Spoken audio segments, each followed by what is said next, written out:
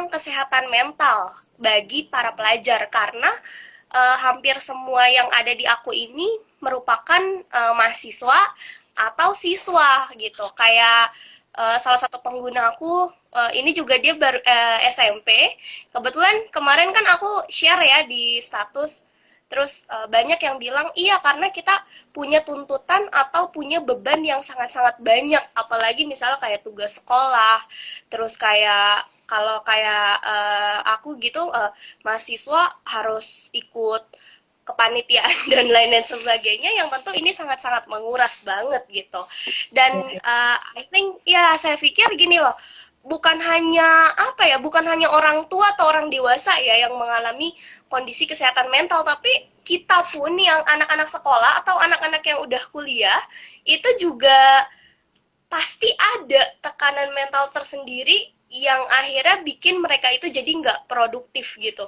Ya. Jadi nanti kita akan bahas sebenarnya apa yang dimaksud dengan kesehatan mental, definisinya, terus jenis-jenisnya. Nah, tentu banyak nih ibu saya menemukan realitanya di dalam kampus sendiri atau di dalam dunia lingkungan saya temui, banyak orang-orang yang masih salah kaprah karena dipikirnya oh kalau udah berhubungan mental itu berhubungan dengan RSJ.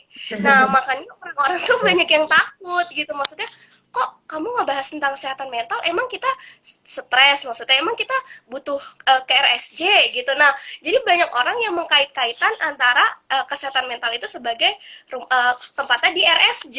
Nah sebenarnya definisinya dulu deh kita, kalau kesehatan mental itu apa, terus jenis-jenisnya deh, maksudnya yang paling ringan dulu, yang paling umum deh, itu apa biasanya yang sering terjadi gitu. Oke, kesehatannya bahas kesehatan mental. Ini aku akan kutip definisi dari APA, EPA gitu ya. Saya jadi aku langsung Indonesia kan aja ya. Jadi basically kesehatan mental itu adalah kondisi pikiran gitu ya, kondisi pikiran yang ciri-cirinya adalah punya emotional well-being gitu ya. Emosi itu tuh merasa sejahtera, terus habis itu punya perilaku yang oke, good behavior adjustment, maksudnya seperti itu. Terus habis itu terbebas dari anxiety, maksudnya terbebas dari kecemasan, and disabling symptoms, maksudnya gejala-gejala yang menghambat kita untuk menjalankan perilaku dan, dan punya untuk, nah ini aku sampai nyontek, punya kapasitas membangun relasi yang konstruktif, hubungan yang konstruktif. Jadi menjalin kayak hubungan dengan orang lain, relasi dengan orang lain, dan yang terakhir ini cope with the ordinary demands and stresses of life. Jadi maksudnya yang punya kesehatan mental itu bukan artinya nggak ada masalah dalam hidupnya, bukan berarti masalahnya wow problem free gitu, wah aku nggak stres, enggak gitu ya. Iya. Ya karena stres itu tuh bukan sesuatu yang kayak wah masalah mental yang gede banget, enggak gitu. Di awal pandemi kita stres aja, tapi bagaimana kita mengatasi itu gitu ya, kita bisa mengelola perasaan tidak nyaman kita, masalah kita, stres kita gitu ya, itu juga ciri kita punya kesehatan mental yang baik, seperti itu. Oke, berarti sebenarnya kita lihat ya definisinya itu bukan berarti orang-orang yang punya masalah kesehatan mental itu harus ya mohon maaf kayak misalnya adanya orang-orang yang di jalanan, terus misalnya yang mereka bukan hanya seperti itu ya, jadi bukan hanya misalnya oh kalau kesehatan mental itu sudah pasti nanti kita tidak waras. Nah sebenarnya tidak kita persempit seperti itu juga gitu ya. Nah sebenarnya kalau misalnya contohnya deh masalah kesehatan mental yang kita sebenarnya harus kita lihat juga nih, maksudnya harus kita waspadai juga apa sih yang bisa terjadi sama diri kita gitu, terutama untuk anak-anak atau untuk para remaja gitu. Oke, nah yang perlu kita waspadai lampu merahnya itu adalah kalau misalnya ada pertama itu perubahan kayak gitu ya, dari tiba-tiba dari kita gitu ada perubahan kebiasaan, dan kedua perubahan kebiasaan tuh kadang-kadang ya masih oke. Nah perubahan kebiasaan itu sih adalah tidak wajar ya, entah terlalu ekstrim kanan atau ekstrim kiri. Misalnya kayak perubahan pola makan. Jadi terlalu sedikit atau jadi terlalu banyak. Gitu. Udah nggak wajar seperti itu ya. Dan ini mengganggu fungsi kehidupan kita sehari-hari. Mengganggu, misal kalau kita pelajar, mengganggu untuk belajar di sekolah, mengganggu fungsi sosial kita, mengganggu bagaimana kita menjadi anggota keluarga, kayak gitu. Jadi perubahan yang sifatnya nggak wajar dan sifatnya udah mengganggu kehidupan sehari-hari. Nah, itu perlu diwaspadai seperti itu. Oke, berarti intinya kalau misalnya kita sudah ada, oh kok kayaknya sudah ada tanda-tanda ataupun perubahan-perubahan yang sebelumnya mungkin kita nggak terjadi gitu ya. Maksudnya Ya. seperti tadi pola makan pun itu bisa jadi salah satu waspada. Oh jangan-jangan kesehatan mental saya sedang tidak oke nih. Nah sebenarnya Ya. luas ya kalau kita ngomongin kesehatan mental itu luas banget. Jadi nggak hanya sempit pada satu makna yang harus pada makna yang tadi saya bilang bahwa oh itu tuh luas banget loh gitu. Bisa gangguan pola makan dan lain-lain sebagainya. Nah kalau bicara masalah penyebab, sebenarnya penyebab yang paling paling paling sering terjadi sama gangguan kesehatan mental itu tuh apa sih faktor-faktor biasanya gitu? Oke, dengan kesehatan mental ini, berapa ya? Ada yang memang kalau misalnya punya keluarga dengan history kesehatan mental, itu biasanya risikonya memang lebih tinggi seperti itu. Dan yang kedua juga itu adalah dari pengaruh lingkungan seperti itu. Kita tinggal di Oke. rumah, ya. Pola asuh itu juga sangat berpengaruh terhadap kesehatan mental kita sebagai. Oke. Mm-mm. Oke, nah nanti terkait pola asuh nih, kita nanti akan bahas, tapi nanti di pertanyaan nanti gitu ya, sebenarnya pola asuh seperti apa yang bikin anak tuh mengalami gangguan kesehatan mental. Tapi gini dulu deh, banyak kan mitos-mitos yang beredar tentang masalah kesehatan mental gitu. Apa aja sih sebenarnya kesalahpahaman yang harus diluruskan gitu, terutama di kalangan masyarakat atau remaja? Pasti kan orang tua juga banyak yang masih terpengaruh sama sama kesalahkaprahan itu ya. Sebenarnya apa aja sih kesalahan yang memang oh harus diluruskan nih, bukan seperti itu gitu. Oke, yang adalah aku tuh suka kesian sama yang namanya stres karena sering banget dijadikan kompetitif gitu ya. Aduh, aku stres nih, gitu-gitu kan. Gak boleh stres deh, nanti gampang sakit, juga stres, nanti cepat tua, nanti pendek Ya, umur dan lain-lain. Padahal sebenarnya boleh nggak sih kita stres? Boleh banget. betul. Stres itu tuh buruk. Ada yang namanya eustress malah membantu kita untuk berkembang kayak gitu. Hidup yang tanpa stres itu akhirnya produktif, kita nggak akan menghasilkan apa-apa. Begitupun bagi anak ya, lingkungan yang nggak ada stres, nah itu lingkungan yang minim stimulus yang nggak baik untuk perkembangan otak anak gitu. Justru dengan adanya stres kayak gitu, itu membantu kita untuk mencapai. Nah, tapi stres yang berlebihan tanpa adanya support system, tanpa adanya dukungan, itu juga membuat stres yang tadinya baik itu berubah menjadi stres yang destruktif itu. Seperti itu. Jadi yang masih adalah jangan takut-takut banget sama stres kayak gitu ya. Maksudnya ada masalah dikit dalam hidup, oke, it's life gitu kan maksudnya. Nah, justru bagaimana kita bisa belajar untuk coping dengan itu, teknik itu yang kita butuhkan. Kepada anak pun juga seperti itu ya. Jangan sampai akhirnya anak harus happy selalu, nggak boleh kita kasih tantangan, harus semua digampangin, dilancarin kayak gitu. Ada tipe yang tipe bulldozer gitu ya, namanya tipe lawn mower seperti itu, yang jalan anak udah dilurusin semua, anak tinggal jalan santai kayak gitu. Padahal anak itu kan dari kecil kita kasih vaksin kan ya, vaksin itu kan supaya kita respon antibodinya dia. Nah, juga perlu kita kasih dalam bentuk stres-stres dalam tanda kutip yang sifatnya masih bisa anak handle challenging. Nggak semua permintaan anak tuh harus kita penuhi. Dipenuhi. Iya betul, kadang-kadang Benar. kita tolak nggak apa gitu kan. Tapi dari situ kan dia belajar bahwa oh yang makan secukupnya. Kalau lagi batuk kamu nggak boleh makan coklat kayak gitu jadinya. Gitu. Jadi terkait dengan stres. Oke, nah ini budaya sebenarnya lagi-lagi kita hidup dalam satu habit yang mana banyak orang tua yang bahkan melarang anaknya untuk, nah kamu tuh nggak boleh sedih, nggak boleh stres, jangan takut, nggak boleh cemas. Nah itu kata-kata nggak boleh, sebenarnya gimana ya? Kadang kan itu juga nggak bisa dihindari ya. Kadang ada sesuatu yang bikin anak atau bikin si remaja ini stres atau cemas gitu. Ya intinya selama stres itu masih dalam keadaan batas yang wajar ya, ya kenapa kita nggak berempati? Masalahnya kadang anggapan yang salah itu adalah, oh kalau kita stres berarti kita lemah. Oh kalau misalnya kita punya kesehatan mental yang tidak baik, imannya. Kak banyak ya, mohon maaf, orang-orang yang mengkait-kaitan dengan kamu harus banyak-banyak ini deh, kayaknya kamu kurang ibadah kayak gitu.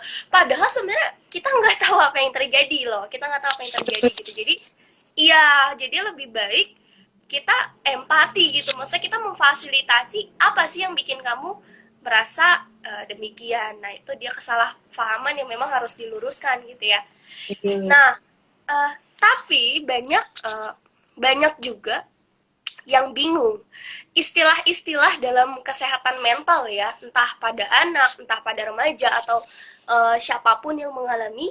Kita kan tentu ada istilah, ada gangguan kesehatan mental, ada gangguan jiwa. Nah, apakah keduanya memiliki perbedaan atau sebenarnya dasarnya sama gitu? Mungkin banyak yang kayak masih, apa aku gangguan jiwa ya? Nah, itu antara kita punya masalah kesehatan mental sama gangguan jiwa deh, itu sama atau sebenarnya dia punya perbedaan nggak sih, Bu, gitu? Ya, sebenarnya di satu sisi aku happy ya, karena maksudnya ada orang itu tapi di satu sisi akhirnya banyak orang yang jadinya melakukan self diagnose gitu, dan akhirnya masalah kesehatan ini menjadi dijadikan justifikasi berlebihan. Misalnya kayak dulu aku pernah baca satu berita, ada anak gitu ya baru lulus SMA masuk kuliah, terus kuliah yang mungkin challenge-nya lebih tinggi daripada SMA Tuh, gitu ya. Dia jadi saya rasakan. dia pernah dengar dia kali Rachel ya, dia nggak bisa Netflix, dia nggak bisa chatting sama temennya, terus dia mendiagnosa dirinya depresi dan butuh healing, dia mau Iya, bulan kuliah gitu kan. Kayak gitu menurut aku ya, diagnosa seperti itu yang harus hati-hati, karena yang namanya penegakan diagnosa untuk gangguan kejiwaan gitu ya, sama dengan gangguan kesehatan mental gitu ya, harus juga oleh profesional yang memang certified di bidangnya gitu ya, psikiater, psikolog kayak gitu. Dan itu kita nggak main asal lihat orang terus wah iya dia benar. gangguan mental. Iya, Kita iya. juga assessment gitu. Dan kalau pegangan untuk gangguan kesehatan mental, kita ada buku yang namanya DSM kayak gitu, Betul, di betul. manual gitulah ya. Jadi pokoknya itu manual untuk bisa menegakkan diagnosa kesehatan mental bagi seseorang gitu.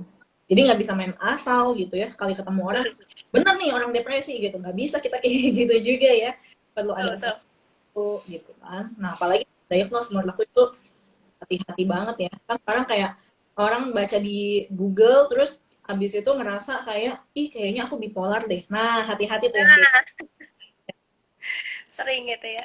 sering. Iya, betul.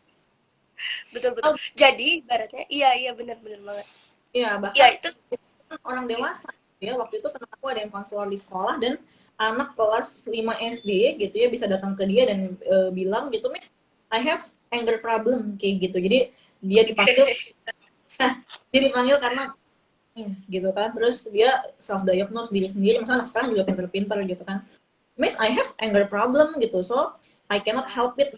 Ketika sama teman aku ya aku pukul dia soalnya aku have anger problem gitu. Jadi maksudnya hati Iya, self diagnose, dan itu dia menjadikan justifikasi yang berlebihan atas perbuatan atau atas kondisi dia gitu. betul.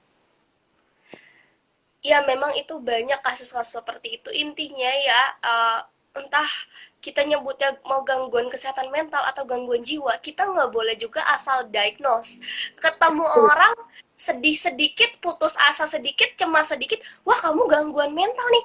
Iya. Kita bukan tenaga ahli loh. Tenaga ahli aja diagnosa seseorang punya gangguan mental atau anxiety atau enggak, dia butuh diagnosanya panjang gitu ya. Lah sementara kita baru ketemu sekali dua kali kita udah langsung ngejudge bahwa ini orang kayaknya gangguan mental. Dan ya yang penting sebenarnya bukannya self diagnose ya, tapi mewaspadai saya itu ada apa sih sama saya, atau kayaknya kamu lagi nggak oke nih, tapi bukan berarti kita atau orang tua jadinya malah ngediagnose si anak ini kena gangguan mental gitu ya. Jangan sampai, karena ini memang bukan ranah kita yang mendiagnose, apalagi bipolar, lihat gejala di Google langsung bilangnya oh saya bipolar gitu, padahal sebenarnya belum tentu seperti itu. Nah, lalu sebenarnya kan tadi Ibu sendiri bilang pola asuh ya, pola asuh bisa menyebabkan gangguan kesehatan mental. Sebenarnya pola asuh seperti apa yang akhirnya berdampak buruk kepada kesehatan mental seseorang atau seorang anak ataupun remaja? Karena Oke. mohon maaf ya, banyak orang tua yang mungkin kan pendidikan anak ada yang uh, ada pola asuh yang katakanlah dibilang keras banget. Tapi orang tua ini berdalih bahwa saya pengen anak saya kuat. Nah itu dia tuh, maksudnya saya pengen anak saya berjiwa tangguh, sehingga anaknya di rumah itu malah diperlakukan dengan keras sekali gitu. Nah itu, apakah pola asuh seperti itu bisa dijadikan alasan gitu? Oke. Nah, hati pas banget ya pagi-pagi itu aku baru ada webinar juga dengan parent dan aku bahas gitu ya salah satu mitos dalam parenting yang bilang bahwa anak harus diasuh dengan keras. Bahkan kadang kasih kekerasan Betul. ya tangguh kayak gitu kan. Kadang-kadang ada yang ngomong saya sih nggak pukul tapi mulutnya aja pedes gitu. Nah, iya, nah padahal verbal pun termasuk dalam kategori kekerasan juga gitu. Nah, jadi memang pola asuh yang paling berpengaruh terhadap kesehatan mental adalah pola asuh yang abusive kayak gitu, yang neglect anak gitu ya, maksudnya misalnya karena anak itu tuh paling butuh rasa aman, rasa cinta dari pengasuh namanya which is orang tua sebenarnya kayak gitu. Nah, dengan pola asuh yang neglect gitu ya, anak diabaikan gitu, anak jadi bingung ya, maksudnya dia nggak dapat kasih sayang, nggak dapat perhatian, nggak dapat arahan dari orang tuanya gitu ya, sehingga untuk mengelola dirinya dia sendiri ketika dia lagi merasa nggak nyaman, gimana sih menenangkan diri dia nggak ngerti gitu. Nah, dengan pola asuh yang abusive tadi itu gitu ya, ya mungkin orang tuanya sendiri sebenarnya juga ada unresolved konflik, mungkin juga masih ada emosi-emosi belum terselesaikan ya, sehingga ngeluarinnya ke anak gitu kan. Nah, itu berpotensi sekali nanti untuk munculnya masalah-masalah kesehatan mental pada anak di kemudian hari gitu ya. Karena yang namanya luka di fisik kita bisa lihat mungkin udah sembuh atau belum kayak gitu. Tapi yang namanya luka batin gitu ya, trauma, tahu itu kapan udah sembuh atau belum. Dan bisa keluar kapan aja ya. Ketika maksudnya ada trigger yang memang apa namanya munculnya gerak kita.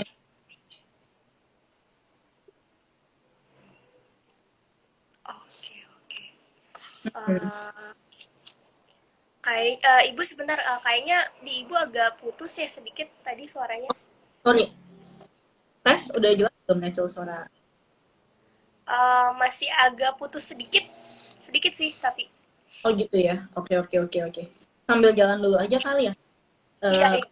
saya sih masih lancar, nggak tahu nih mungkin aku di aku lagi nggak bagus. Oke. Oke, Oke. Jadi basically pola asuh yang bergerak sih. itu sih sama yang abusive itu sih yang paling berpotensi ya terhadap kesehatan mental anak di kemudian. Oke, oke.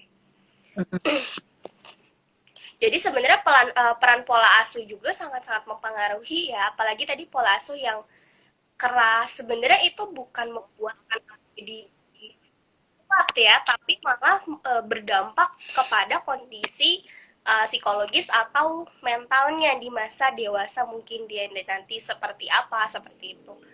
Nah, Ya, uh, mungkin dari teman-teman mau itu mahasiswa atau orang tua juga bisa, kalau misal nanti ada yang mau ditanyakan dan lain-lain sebagainya, bisa di kolom komentar. Nah, oke. Tapi sebagai orang tua, tentu kita harus jeli ya, jeli dalam arti melihat uh, selain tadi ya perubahan pola makan seperti itu yang tadi Ibu bilang. Apa saja yang orang tua kayaknya harus waspada nih, selain tadi mungkin anaknya ada perubahan-perubahan pola makan dan lain sebagainya. Apa saja yang orang tua bisa lihat atau mungkin bisa rasakan bahwa anak saya ini kayaknya bukan dalam tahap yang wajar nih, seperti itu. Mungkin kalau misalnya ada anak yang lagi diam di kamar atau mengurung diri gitu kan, mungkin kita kadang nggak terlalu jelas ya, maksudnya secara penglihatan tuh kadang masih oke deh, mungkin anak saya lagi capek atau ini apa saja selain itu tanda-tanda yang bisa diwaspadai gitu oleh orang tua. Oke. Yang paling penting ada itu dan itu ya, interaksi ya, komunikasi dan juga observasi terhadap kondisi anak. Nah, biasanya seperti itu orang tua bisa merasakan kalau memang ada perubahan ke arah yang nggak wajar nih dengan anaknya, gitu ya. Terkait bisa dilihat dari berbagai macam hal sih, kebiasaannya dia gitu ya. Kebiasaan itu kan misalkan pola tidurnya kayak gitu, kok tiba-tiba sulit tidur, kok tiba-tiba tidurnya jadi terlalu banyak, atau misalnya dari sisi sosialnya itu biasanya kok dia jadi apa namanya suka ikut pergi mau main sama teman-temannya, kok tiba-tiba dia jadi menarik diri ya, seperti itu. Enggak, yang paling gampang juga nilai di sekolah gitu kan, tadinya nggak apa-apa kok tiba-tiba nilainya jadi drop banget gitu kan, kenapa, ada apa nih gitu di sekolahnya atau gimana. Atau sebenarnya enaknya kalau memang orang tua sudah punya hubungan yang baik dengan anak, punya ikatan emosional yang kuat gitu ya, sering menjalin komunikasi. Komunikasi bukan cuma soal udah makan belum, udah kerjain PR belum, Yeah. sering ngomong gitu ya gitu. Ya tanpa diminta juga kalau ada apa-apa anak pasti akan cerita ke orang tua. Misal tadi di sekolah, kok ada teman aku yang nggak baik nih mami gitu ya, kok ada teman aku yang dia ngambil barang aku dan lain-lain. Dari situ kan orang tua udah mulai bisa aware gitu. Jadi memang kuncinya adalah punya hubungan yang baik dengan anak gitu. Betul. Ya, berarti orang tua juga jangan mudah menganggap enteng, tapi lebih ke observasi gitu ya, apa yang terjadi, dan orang tua harus bisa menjalin komunikasi ya. Kadang yang susah itu adalah komunikasi. Banyak anak-anak yang mungkin nggak terbuka sama orang tuanya karena mungkin itu tadi komunikasinya belum terjalin, seperti itu ya. Mungkin yang ditanyakan adalah kamu gimana sekolahnya, nilainya gitu ya, tapi mungkin kita lupa untuk bertanya dari segi-segi yang lain, kamu happy nggak hari ini, kayak gitu, hanya untuk ya pertanyaan-pertanyaan yang sebenarnya kita butuh juga sebagai seorang anak gitu, apalagi remaja gitu ya. Nah, iya betul. Kalau misalnya orang tua sudah melihat nih ada ketidakstabilan dalam mental anak atau remaja gitu ya, terutama mungkin dia kena masalah di sekolahnya atau terlalu banyak tugas dan lain-lain. Nah, ini awalnya seperti apa yang harus dilakukan orang tua untuk bisa membantu si anak ini bangkit lagi nih dari kondisi ketidakstabilannya tadi gitu. Iya. Nah, sebenarnya kalau ngomongin soal kesehatan mental, sifatnya ini tuh nggak tiba-tiba langsung gebrek gitu ya. Biasanya kayak gejala-gejala.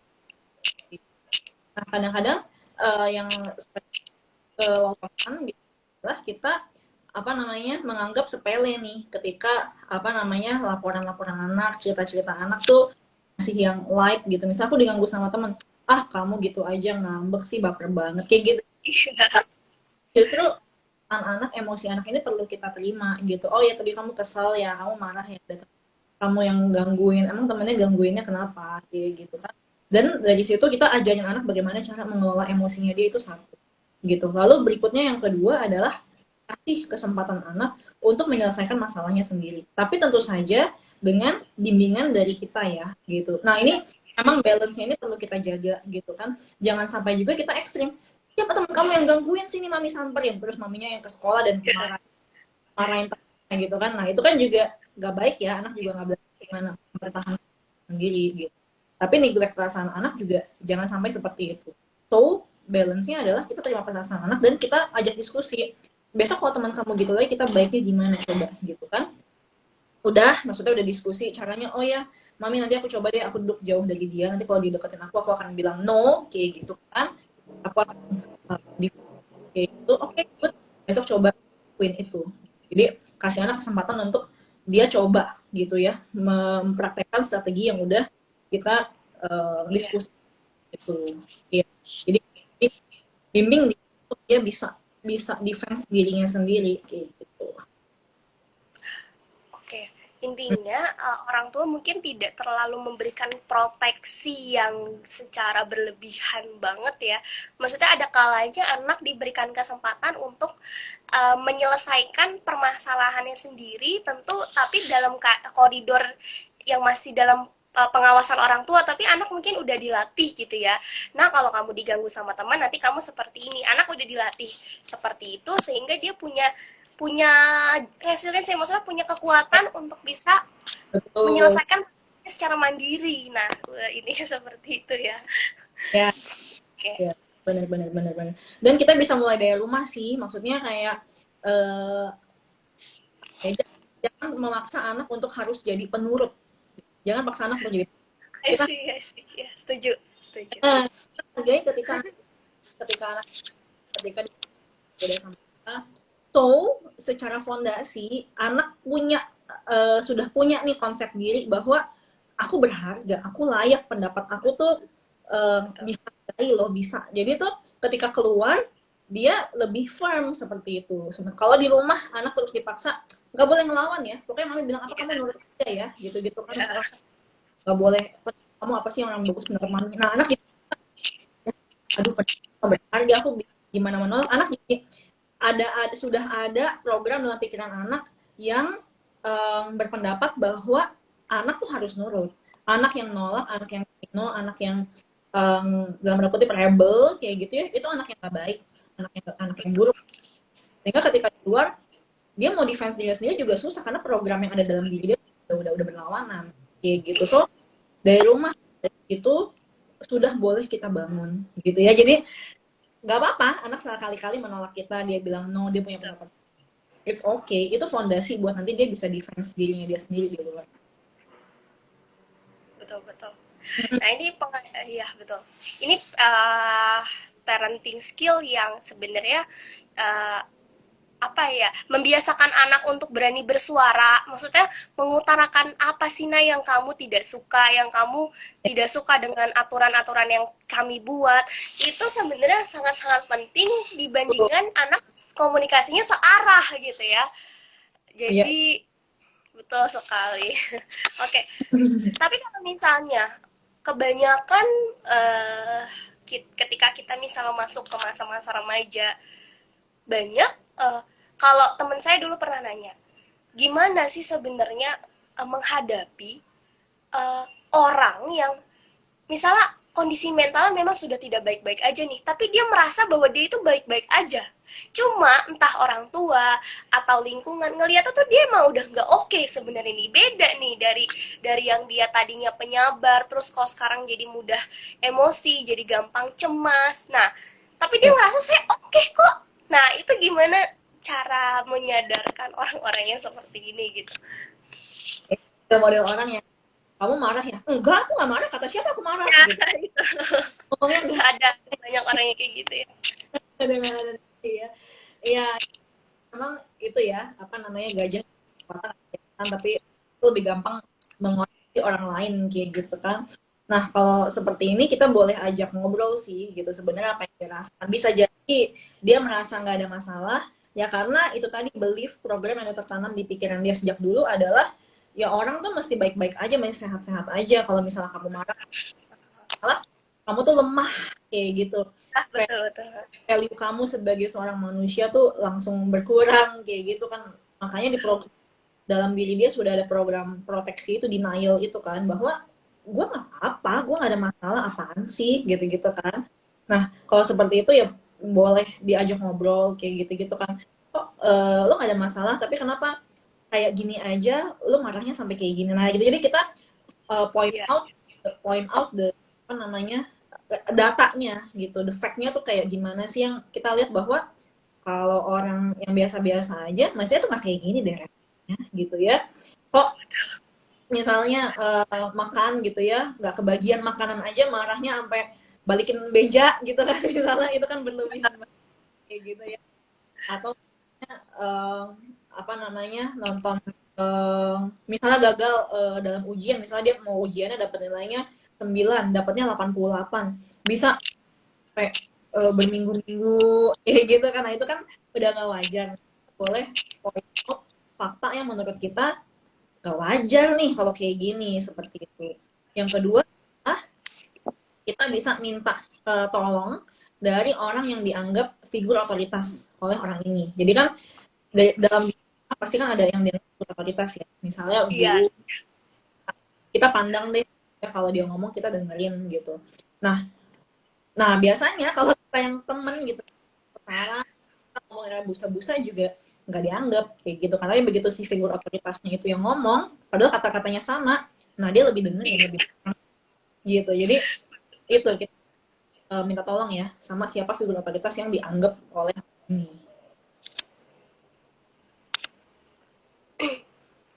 Oke. Jadi mungkin kalau misalnya di kalau saya apa di bimbingan dan konseling sebenarnya yang paling pertama mungkin kita harus dituntut untuk lebih banyak menggali ya, maksudnya ya kayak tadi kan mungkin ada orang yang kamu marah ya, enggak marah ya, kita harus bisa menggali lagi dari perilaku dia, kita tanyakan lagi dari perilaku dia sampai akhirnya menemukan jawaban yang jelas gitu. Atau tadi bisa juga kita tadi minta tolong untuk kasih tahu figur-figur yang didengar lah, lebih lebih lebih dipandang sama dia seperti itu. Betul, betul. Nah, tapi pertanyaan besarnya adalah ketika buat tadi kan orang tua ya, orang tua bagaimana cara mengatasi. Nah, sekarang untuk diri kita sendiri selaku mahasiswa, siswa atau misalnya ya para pelajar lainnya lah yang seringkali dihadapkan dengan tugas-tugas yang mungkin apa ya kita sendiri tidak bisa kendalikan gitu. Kadang mungkin kita ada tuntutan organisasi atau dan lain-lain sebagainya. Ini gimana caranya supaya kita bisa tetap produktif dan ibaratnya mental kita tuh bisa selalu terawat gitu ya, maksudnya kita bisa memanage keadaan. Nah itu caranya gimana kalau untuk diri pribadi ya ini ya? Ya. Yang pertama perlu dilakukan adalah kita nih menerima, gak denial ya tentang apapun yang kita rasakan. Kadang-kadang yang bikin salah adalah itu tuh kita enggak, gue nggak apa, gue baik-baik aja gitu kan, padahal sebenarnya udah overwhelmed banget gitu kan, udah kesel banget, udah sedih banget, udah mau nangis banget ya, tapi denial itu gitu. Jadi memang pengakuan dulu sih gitu, mengakui bahwa kita lagi nggak baik-baik aja, kita lagi butuh bantuan, kita lagi butuh break gitu kan, mengakui hal-hal itu dulu, seperti itu. Satu, menerima bahwa dengan kita merasa capek ya boleh loh, dengan kita merasa sedih boleh loh, merasa marah boleh loh, itu nggak sama sekali nggak mengurangi value kita as a person, seperti itu. Yang pertama itu. Yang kedua adalah memanage ekspektasi kita terhadap diri kita sendiri, karena kadang-kadang yang memang bikin stres berlebih itu juga adalah terhadap diri kita. Kita ngerasa Iya. bahwa ih orang lain bisa si Rachel tuh gitu kan, kuliah ikut organisasi ikut ini, Iya, iya, gue juga harus bisa dong kayak gitu kan. iya, Tahu-tahu kan orang punya kapasitasnya masing-masing ya, tahu-tahu malah jadi kewalahan gitu-gitu kan. betul. Jadi manage ekspektasi itu sih yang maksudnya perlu kita jaga. Atau ngerasanya ya dulu ya misal dari SMA ke kuliah gitu ya, SMA kayaknya biasa-biasa aja tuh, aku nyantai gitu ya, nggak belajar pun aku udah bagus gitu kan, terus menuntut sekarang kuliah apa aku harus dapetnya juga harus A, harus A, harus A gitu, dapet B tuh kayak Aduh, iya, iya, iya. tua banget. Jadi ekspektasi itu yang memang perlu kita kita manage sih kayak gitu, karena yang namanya perasaan nggak nyaman, tidak nyamanan itu gitu ya, datangnya dari ketika kita nggak bisa menerima keadaan, sebenarnya kayak gitu. Betul. Terus habis itu yang ketiga, setiap orang itu boleh kok punya waktu break, punya waktu rest time gitu ya. Kadang-kadang tuh karena maksudnya sekitar kita tuh mungkin sangat sibuk ya, bergerak sangat cepat. Jadi kita kadang-kadang ada feeling guilty kalau kok gue malah nonton Netflix ya, kok gue malah santai nih gitu, kok gue jam 10 udah tidur. Iya, iya. Padahal ya it's okay gitu. Kita pun juga perlu menjaga kesehatan fisik kita karena mental dan fisik itu saling berhubungan. Ketika kita fisiknya lagi drop, itu kita akan lebih mudah untuk merasakan emosi yang nyaman, lebih mudah down juga kayak gitu ya. Menjaga kesehatan fisik, melakukan hal yang kita suka selama maksudnya dalam tahap wajar ya boleh-boleh aja kayak gitu. Misal habis kerja bikin tugas, break bentar deh aku main game 1 jam ya nggak apa-apa kayak gitu sebenarnya. Iya, iya. Ya, yang terakhir itu terkait dengan tadi yang mengakui kondisi sendiri gitu. Kalau memang merasa butuh bantuan, ya jangan ragu untuk konsultasi sama mereka yang memang profesional. Jangan apa namanya self diagnose, terus habis itu jadi akhirnya parno sendiri atau menjadikan itu justifikasi gitu kayak, gue lagi depresi nih, sorry gue nggak bisa ngerjain tugas hari ini. Nah, maksudnya jangan kayak gitu juga gitu ya. Kalau emang merasa depresi, merasa butuh bantuan profesional, ya segeralah hubungin profesional kayak gitu ya, supaya dapat bantuan yang lebih proper ya. Betul. Nah, mungkin di sini ada kan banyak banget yang pada saat kemarin aku sebar flyer, aku juga ngalamin. Nah, hampir beberapa banyak banget yang tugas. Permasalahan itu rata-rata kalau saya tanya apa sih masalah kamu? Tugas. Ya, tugas itu menjadi salah satu momok yang mungkin terasa sangat-sangat membebankan gitu ya, padahal mungkin sebenarnya kita bisa kok melakukan aktivitas-aktivitas yang tadi, yang penting kitanya nggak denial ya, kita akui kalau oke, saya lagi tidak oke nih, saya lagi butuh untuk apa ya namanya, mengisi waktu sebentar ya, entah itu main game atau apapun lah selama 1 jam atau berapa menit misalnya, selama itu bikin kita fresh ya why not gitu, selama memang itu positif. Dan tadi terakhir mungkin menarik, jangan self diagnose ya, jangan mentang-mentang Hmm. oh saya lagi bipolar nih, jangan-jangan mentang-mentang swing mood gitu ya, oh saya lagi kayak gini nih. Nah itu buang pemikiran-pemikiran yang seperti itu. Ya Nah jangan uh, betul. Betul. ya, tambahin dikit Rachel boleh nggak nih, maksudnya biar nggak salah kaprah. Boleh, Tips, boleh, boleh. tips berikutnya tuh adalah kita juga perlu punya self management yang cukup baik, karena aku keinget nih, aku juga sempat ada Oke. klien itu kan kalau ada tugas overwhelm sendiri, kenapa ternyata punya self management yang cukup baik, dia cenderung ketika deadline dia baru belum dikerjain, baru jadi kewalahan dan udah nunda-nunda, orangnya perfeksionis, udah last minute, wah begadang deh dia buat ngelarin tugasnya sampai perfect kayak gitu. Nah itu kan sebenarnya pola kebiasaan, maksudnya kita jadi stres, kurang tidur gitu ya, stresnya stres yang berlebih apalagi nih ya, maksudnya nggak nyaman, kurang tidur yang bikin mood kita juga lebih gampang down kayak gitu, ya itu kan karena pola kebiasaan kita sendiri yang nggak produktif kayak gitu kan. Jadi punya habit yang baik itu juga penting untuk merawat kesehatan mental ya, punya self management yang baik. Kalau lagi ada tugas, tahu tugasnya banyak, ya gimana manage cara ngerjainnya gitu, jangan sampai nanti udah detik-detik terakhir belum dikerjain dan maunya perfect. Nah itu kan dengan tanda kutip nyari masalah sendiri ya, gitu. Iya, iya, iya.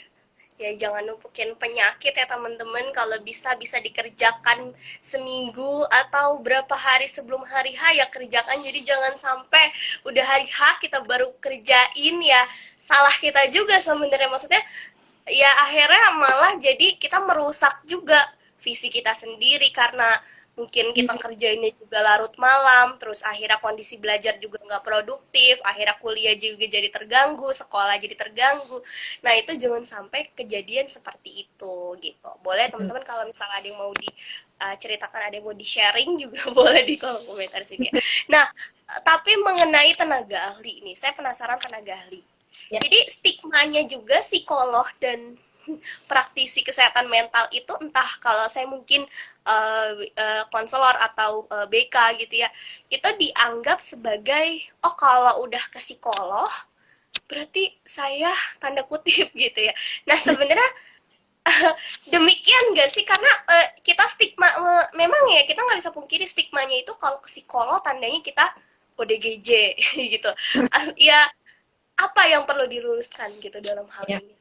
Yang perlu diluruskan adalah ketika kita pergi ke psikolog gitu ya, itu adalah hal yang wajar. Belum tentu kita punya masalah yang sebesar itu gitu ya, dan lebih baik ketika kita sudah sadar dan aware terhadap masalah kita dan ingin segera menyelesaikan sebelum malah jadi berlarut dan malah berefek terhadap yang lain-lain kayak gitu ya, daripada kita denial dan akhirnya tiba-tiba boom gitu ya, jadi bom waktu gitu kan. Jadi ya mari konsultasi ke psikolog, konselor, gitu. Praktisi-praktisi kesehatan itu sewajar kita pergi ke dokter, kita pergi ke dokter gigi gitu ya. Kan orang yang pergi ke dokter gigi belum tentu orang yang sakit loh gitu ya. Ini aku ada anak dulu tiap bulan aku bawa ke dokter sakit. Itu kan untuk mencegah kan, untuk mencegah penyakit kan sifatnya, bukan karena Iya. ke dokter gigi kita untuk bersihin karang gigi seperti itu ya kan, itu kan mencegah juga sifatnya ya. Ke psikolog juga bisa aja seperti itu kayak gitu, atau memang kita merasa ada sesuatu yang nggak nyaman dalam diri kita, kita pengen beresin itu, daripada kita cerita curhat mungkin ke teman-teman yang maksudnya mereka juga nggak terbekali dengan apa namanya, dengan ilmu-ilmu konseling gitu ya, atau tentang kesehatan mental. Kadang-kadang malah kan sering kayak gitu ya, kayaknya pas pergi ngobrol sama dia masalahnya di angka 1, habis ngobrol kok masalah jadi ke angka 10 ya gitu kan, yang tadinya ada masalah tambah gede jadinya gitu kan. Nah ya sebaiknya kita ngobrol sama memang mereka yang capable dan bisa dipercaya, itu bisa dipercaya. Betul. Kadang-kadang kalau orang-orang lain tahu-tahu masalah kita nyebar, masalah gosip dan Malah jadi pusing ya. iya loh dia stres gitu, jangan temenan sama dia karena dia stres kayak gitu kan. Wah jadi masalah kan kayak gitu. Jadi ya sebaiknya memang kita ngobrol dengan mereka yang capable, mereka yang memang bisa dipercaya, mereka yang memang bijaksana, nggak langsung main asal ngejudge gitu-gitu kan. Seperti itu sih. Nah, ini penting banget ya. Jadi kita itu cerita, kalaupun memang kita sudah benar-benar di ambang batas ya, maksudnya lebih baik ya tadi, ke profesional itu bukan berarti kita ODGJ ya. Ya jadi yang mendingan kita Iya. mencegah daripada udah kejadian kita udah nggak bisa berbuat apa-apa gitu kan akibat diri kita sendiri. Jadi gak ada salahnya lah kita konselor kah atau ke psikolog kah yang memang bisa membantu kita gitu, karena nggak semua orang Iya, itu iya. bisa membantu. Iya benar. Betul banget. Betul betul ya. Nah, ini ada satu hal yang saya tertinggal gitu ya, sebenarnya kita balik lagi deh ke masalah budaya yang bahwa oh kalau saya sedih saya lemah, oh kalau saya marah tandanya saya bukan orang yang kuat. Nah, Ya, otomatis dengan adanya pemikiran seperti itu kita mendem, cenderung lebih memendam emosi gitu. Mungkin banyak juga nih yang merasakan bahwa ya abis daripada saya keluarin terus saya lemah, saya dianggapnya tidak berdaya, lebih baik saya pendam gitu. ya, Sebenarnya bahayanya deh, kalau kita ya. bilang kan kita ngomongin pentingnya kesehatan mental, terus bahayanya kalau kita banyak memendam seperti itu tuh apa sih akibatnya ketika kita tidak mau bercerita? Ya. Jadi yang namanya emosi, perasaan gak nyaman itu emosi. Jadi maksud dia butuh motion gitu, butuh butuh gitu kan. Ketika kita pendam gitu, contoh misalnya bola plastik deh mau kita benemin ke dalam air, semakin kuat kita membenamkan bola ini ke dalam air, semakin kuat juga kan dorongan balik dia untuk ke atas gitu. Nah, Ya, masalah kesehatan mental dan masalah-masalah emosi juga seperti itu gitu, semakin kita ingin pendam gitu ya, dorongan dia untuk apa namanya keluar itu tuh akan semakin besar gitu ya. Dan yang namanya sifat pikiran bawah sadar adalah pikiran bawah sadar itu dia ingin menyelesaikan masalah secepat mungkin. Dia tahu oh kita ada masalah belum selesai, dia pengen menyelesaikan, tapi dia bukan problem yang baik. Jadi dia terus menempatkan kita di peristiwa-peristiwa yang lupa berulang-ulang gitu kan, karena kita belum berhasil menyelesaikan. Itu yang pertama. Jadi kita pendam, kita nggak mau keluar ya, kelar malah mungkin nambah-nambah masalah baru jadinya gitu. Yang kedua adalah masalah terkait dengan kesehatan mental, terkait dengan emosi ini, karena tadi mental dan fisik itu berhubungan, bisa keluarnya itu dalam penyakit fisik nantinya. Istilahnya adalah psikosomatis. Yang, oh aku ada sakit kepala, pusing gitu, sakit perut, tapi pas dicek secara medis, gitu loh. Jangan-jangan sebabnya ini adalah masalah mental, masalah emosi yang belum terselesaikan dengan proper kayak gitu. Jadi keluarnya bisa itu jadinya. Oke, oke. Berarti sebenarnya memendam perasaan, memendam emosi juga bukannya solusi ya, bukan solusi yang harus kita ambil, karena yang tadi semakin kita pendam sebenarnya justru kalau saya dengar cerita dari kebanyakan orang, semakin saya pendam, kadang emosi itu bisa meledak dan kadang apa ya namanya? Orang-orang yang di sekitar yang jadi korban, akhirnya korban kekesalannya Betul. dia sendiri. Iya, betul banget, betul Saya banget. nggak menyelesaikan loh Jadi memendam balik. emosi. Mm-mm. Betul. Iya. Tadi ibu mau bicara apa? Sorry, agak Oh, nah, kepotong. ya benar, benar, berarti semakin pendam, dorongan keluarnya itu loh makin gede, dan ini seperti efek bola salju ya, gitu. Maksudnya kecil, lalu dia gelinding, gelinding, gelinding, lama-lama jadi gede, gitu kan, dan ketika gede itu dan meledak pasti lebih, efek-efeknya tuh akan lebih Ya, destruktif dibandingkan dengan ketika masih kecil kita beres.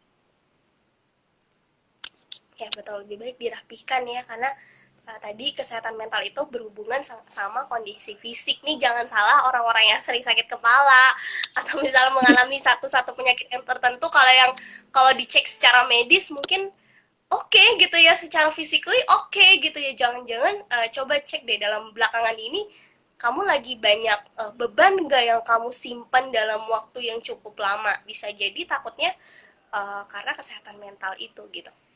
Nah, Mm-mm.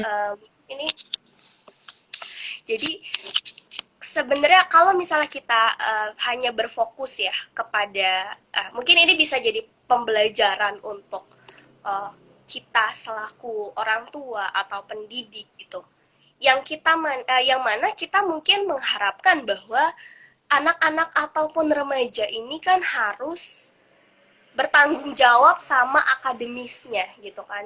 Jadi mungkin mereka di lesin, diberi berbagai macam les atau jadwal pembelajaran yang begitu banyak gitu.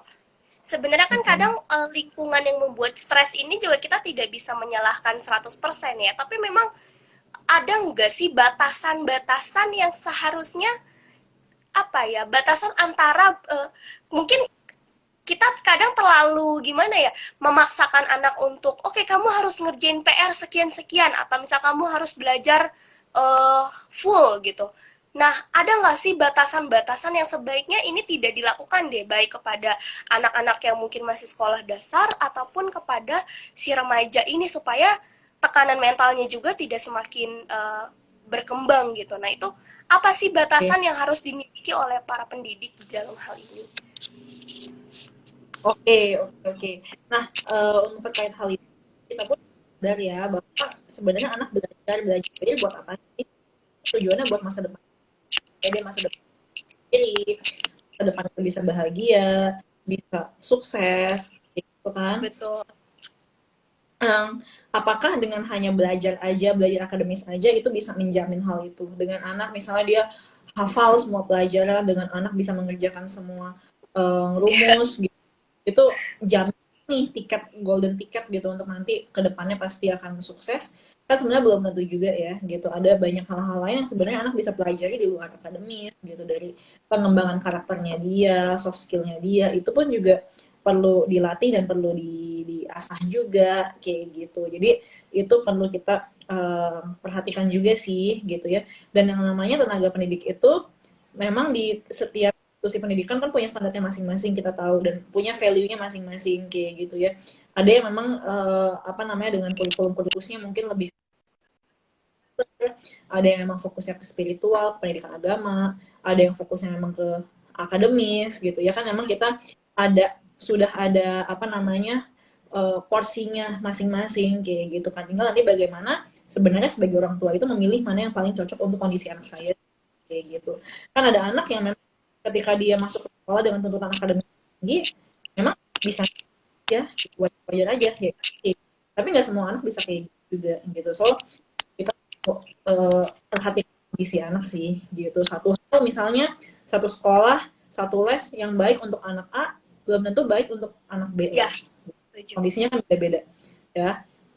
Dan hati-hati juga yang berikutnya adalah dengan membandingkan gitu. Wah, tetangga aku dia udah bisa bahasa Inggris, bahasa Prancis, bahasa Jepang, bahasa apa gitu. Ih, anak aku nggak bisa gitu ya. Nah, jadi Iya. menuntut anak untuk mengejar sesuatu yang supaya dia nggak kalah sama anak lain. Padahal sebenarnya hidup ini kompetisi bukan sih? Ngapain kita kompetisi sama orang lain gitu? Justru kita kompetisi dengan diri kita sendiri. Bagaimana kita bisa menjadi versi terbaik dan ternyaman yang membawa kepuasan hidup bagi diri kita kayak gitu. Kadang-kadang ya tuntutannya itu dari comparison gitu-gitu, atau comparison saya pernah ketemu juga dengan ibu yang dia pas masih anak-anak dia emang high achiever, kayak wah dia seneng banget belajar, dia pokoknya ngajar benar harus 9 harus 10 gitu-gitu kan. Nah lalu ketika dia jadi ibu, anaknya beda sama dia gitu, kayak dapet 7 8 udah oke gitu ya, terus bukan model yang kayak mau belajar tiap hari, enggak gitu ya, belajar 2 3 jam udah cukup, tapi ketika ngerjain ulangan oke dapat 8 7 kan masih di atas standar minimum ya gitu. Dan si ibu ini merasa nggak nyaman gitu karena kok anak aku nggak kayak aku dulu. Nah itu hati-hati ya. Itu comparing juga. Itu kita bukan compare dengan anak orang, tapi kita compare dengan diri kita dulu. Padahal anak itu udah manusia berbeda gitu ya, yang dia punya preferensinya sendiri, punya kondisinya sendiri. Bisa jadi ya memang beda dengan dulu kita ketika kita jadi anak-anak ya gitu sebenarnya. Itu sih yang mungkin perlu diperhatikan ya. Betul, betul. Jadi mungkin apa yang orang tua alami, apa yang orang tua rasakan belum tentu nanti akan anak alami juga gitu ya. Jadi jangan pernah membandingkan. Mungkin ya itu tadi, mungkin kebanyakan orang tua kan kalau misalnya itu, nak kamu harus dapat nilai segini, nak kamu harus seperti ini. Nah boleh jadi itu juga akan berpengaruh pada kesehatan mental anak. Mungkin anak jadi mudah cemas, atau pada saat kerjain ujian mungkin banyak remaja yang kadang mahasiswa pun sering mengambil jalan pintas. Jadi, oh supaya saya dapat nilai A, untuk saya bisa dapat nilai A, otomatis saya harus dengan cara yang instan. Otomatis nyalin di Google, mencontek. Nah itu Iya, hal itu gitu ya. sangat terjadi. Saya sering menjumpai kasus-kasus seperti itu karena memang tuntutan dari orang tua dan tuntutan dari lingkungan. Kadang kayak gini deh, teman-teman saya sering, kamu kapan sih lulus, kamu kapan sih dapat nilai bagus, kamu kapan sih begini, yang oh my god, kita kuliah aja waktunya masih lama gitu, tapi pertanyaannya sudah banyak sekali. Nah itu sebenarnya yang harus dihindari orang tua ataupun pihak manapun lah ketika menemui anak sedang masa dalam pendidikannya seperti itu. Nah, mungkin ini bisa dikatakan bisa trik ya, atau tips yang bisa diberikan baik kepada apa sih namanya, kepada anak-anak remaja. Tips-tips nih, gimana sih cara menghadapi? Kadang kan remaja juga perlu dibekali skill dalam menghadapi lingkungan-lingkungan yang seperti ini yang tadi saya bilang, sifatnya menekan dan lain-lain sebagainya. Mungkin ini sangat-sangat penting gitu. Apa yang harus dilakukan oleh seorang remaja dalam menghadapi lingkungan atau situasi seperti ini? Iya, iya. Yang challenging ya, karena di masa itu kan kita juga perlu golakan hormon. Itu adalah transisi dari anak-anak kita menuju ke dewasa seperti. Jadi kita dalam diri kita sendiri pun ini lagi ibadah sebenarnya seperti itu ya. Dan orang-orang di luar tuh ngelihat kita, mengharapkan kita sudah bisa dewasa gitu kan, kadang-kadang sudah bisa melakukan apa-apa sendiri, padahal secara emosional gitu ya, secara finansial juga butuh bimbingan dari dewasa seperti itu. Jadi kita perlu menerima dulu dan memahami kondisi diri kita sendiri gitu. Jadi kembali lagi mengenal siapa sih, apa sih yang di dalam ini tuh gitu kan. Si Erika ini ketika remaja tuh siapa sih dia lagi mengalami apa sih gitu ya. Jadi mau mengenali lagi gitu dan mau menerima gitu ya. Memang aku masih ada kelemahan, masih ada kekurangan di sini, di sini dan di sini. Seperti itu aku sedang mengalami struggling seperti ini kayak gitu. Jadi menerima dulu sih sebenarnya, memahami dan menerima kondisi yang di dalam itu seperti apa kayak gitu. Jadi dengan kita sudah berdamai dengan diri sendiri kan, ketika kita berhadapan dengan orang lain kita juga bisa lebih kokoh ya gitu. Orang lain kan bisa nanya apa aja gitu, lulus kapan, nah baru juga semester 2 kayak gitu kan, baru juga masuk kuliah satu gitu, lulus kan. Nah tapi kalau misalnya kita udah lebih firm gitu, kita santai. Oh ya kan aku baru masuk kuliah om tante, lulusnya mungkin baru 4 tahun lagi, gitu kan. Jadi ya kita merespon dengan lebih enggak gitu-gitu dan bisa lebih lebih wise juga ya, lebih wise, lebih tenang ketika melihat perbandingan-perbandingan yang ada di luar gitu. Karena kadang-kadang perbandingan itu bukan dari orang yang terang-terangan membandingkan kita gitu. Misalnya kayak kok kamu itu dia udah bisa kuliah sambil bisnis sendiri tuh gitu kan. Dia kuliah udah bisa ngasilin duit ini segini tuh gitu-gitu kan. Ya, ya kita bisa lebih secure juga gitu dan nah kalau di remaja kan banyak tuh menggunakan sosial media gitu-gitu kan. Nah bagaimana kita juga bisa menjaga diri kita ya dan mengingatkan diri kita dari uh, perbandingan otomatis yang kita lakukan sendiri gitu. Misalnya lihat teman kita, wih kok enak banget dia hidupnya kok santai banget ya, aku ngerjain tugas sampai jungkir balik, dia di tengah-tengah kuliah traveling ke sini, traveling ke situ, namanya kayaknya happy banget gitu-gitu kan. Nah, bagaimana kita bisa mengingatkan diri kita bahwa jangan pernah, dan itu nggak adil gitu ya, unfair untuk kita comparing hidup kita yang real, hidup kita yang nyata dengan postingan sosial media, dimana postingan itu pasti udah curated gitu kan, udah terkurasi ya, belum tentu hidupnya aslinya semenyenangkan itu gitu ya kan. Kita juga sendiri, wah di sosial media kayaknya happy happy aja gitu kan, tapi di ternyata ada pergumulan, tahu apa gitu. Jadi hati-hati dengan perbandingan itu gitu ya, dan sebenarnya bisa dicapai itu adalah dengan kita fondasi yang kuat dalam diri kita sendiri dulu. Betul, betul. Nah, ini pentingnya buat sebenarnya kaum remaja. Jadi jangan pernah membandingkan diri kamu sama orang-orang gitu, karena belum tentu dia yang kelihatan bahagia, dia bahagia. Terus karena nggak ada orang yang mau memposting kesedihannya atau memposting kekecewaannya di media sosial. Itu jarang, kalau menurut saya hampir semua yang diposting itu adalah kebahagiaan, tapi belum tentu hidup dia itu sama seperti apa yang kamu lihat, apa yang kamu pikirkan gitu. Jadi ya stop lah ya, lebih baik kita fokus aja dulu sama diri kita sendiri gitu. Oke. Benar banget. Iya, benar sekali. Karena memang masalah yang terbesar itu rasa iri sebenarnya ya, kalau saya lihat di hampir semua rata-rata di kaum remaja ini rentan banget sama yang namanya iri sama temennya yang nilainya bagus, akhirnya jadi frustasi. Itu sering banget ya terjadi seperti itu gitu. Jadi tidak bisa dihindari memang, tapi ya bisa ya kita cegah gitu ya supaya itu tidak berkelanjutan seperti itu. Iya. Kalau apa sih yang bisa Ibu berikan gitu, maksudnya pesan-pesan atau arahan-arahan seperti apa yang Ibu berikan untuk para remaja ini supaya bisa lebih berempati, ibaratnya menerima gitu dirinya sendiri, keadaan dia yang saat ini gitu. Apa yang bisa kira-kira Ibu berikan dalam hal ini? Oke. Kalau dari itu sih coba deh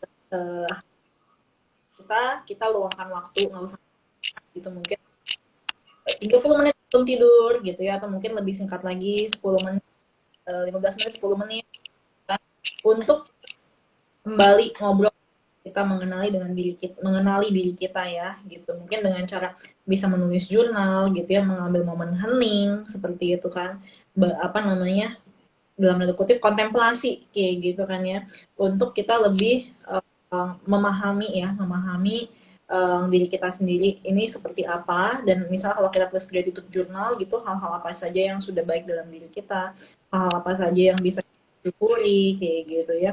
Dan dari momen-momen seperti itu mungkin kita juga boleh ambil waktu untuk berdoa sesuai dengan kepercayaan kita masing-masing kayak gitu. Jadi balik lagi dengan cara-cara seperti itu kita break ya, healing gitu ya. Healingnya bukan cuma healing yang sifatnya leisure permukaan aja, tapi bagaimana kita juga menyelami siapa yang ada di dalam ini nih, siapa yang ada dalam diri kita sebenarnya gitu. Oke. berarti. Nah, kalau untuk orang tua nih atau pendidik, bagaimana sih apa pesan-pesan yang Ibu ingin sampaikan supaya mereka ini bisa lebih memperhatikan mental anak itu seperti apa? Jadi bukan hanya kebutuhan belajar, fisik, apa yang harus kita lakukan nih mulai saat ini, mulai besok dan seterusnya gitu ya. Pesan-pesan apa yang akan Ibu berikan gitu? Oke, nah untuk yang orang-orang dewasa seperti itu, kuncinya tuh adalah balance sebenarnya, seimbang ya. Bisa sih kita pengen anak itu happy, kita pengen anak itu bahagia gitu ya. Cuman dengan kita membereskan semua masalah dari hidup mereka, mereka pun juga nggak baik juga gitu. Itu nggak melatih kita untuk punya problem solving gitu. Tapi di satu sisi ketika kita neglect, kita mengabaikan, kita deny perasaan mereka, itu juga nggak baik gitu. Jadi bagaimana kita bisa balance ya, kita menerima apa yang mereka rasakan gitu kan, sambil membimbing mereka agar menyelesaikan permasalahan mereka sendiri. Misalnya kayak tugas, katanya tugas sibuk sibuk sibuk gitu kan. Nah coba kita bimbing mereka supaya tadi self management yang baik gitu kan. Jangan-jangan stres karena tugas ya karena itu tidak punya pengaturan diri yang baik, menunda-nunda gitu kan, sehingga akhirnya nggak punya perencanaan yang baik gitu kan, sehingga akhirnya baru terburu-buru ketika deadline dan akhirnya itu Iya. membawa masalah-masalah sendiri gitu sih. Jadi pembimbingannya ini yang balance ya, sebaiknya yang seimbang. Oke, intinya balance. Kita ingin anak happy, tapi bukan berarti kita jadi membereskan semua apa yang anak masalahkan, apa yang anak rasakan.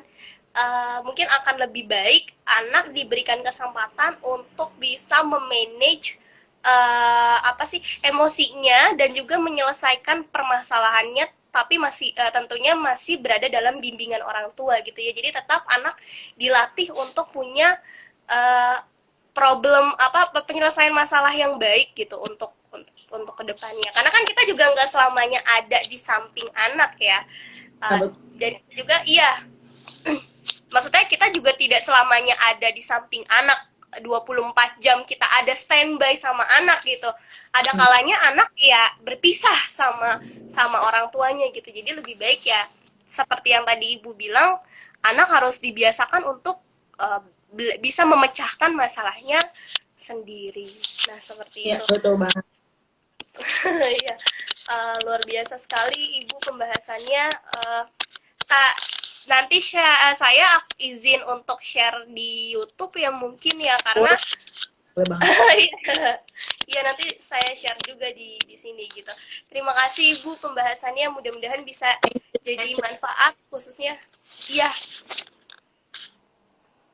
Semoga bisa memberikan insight ya buat Amin.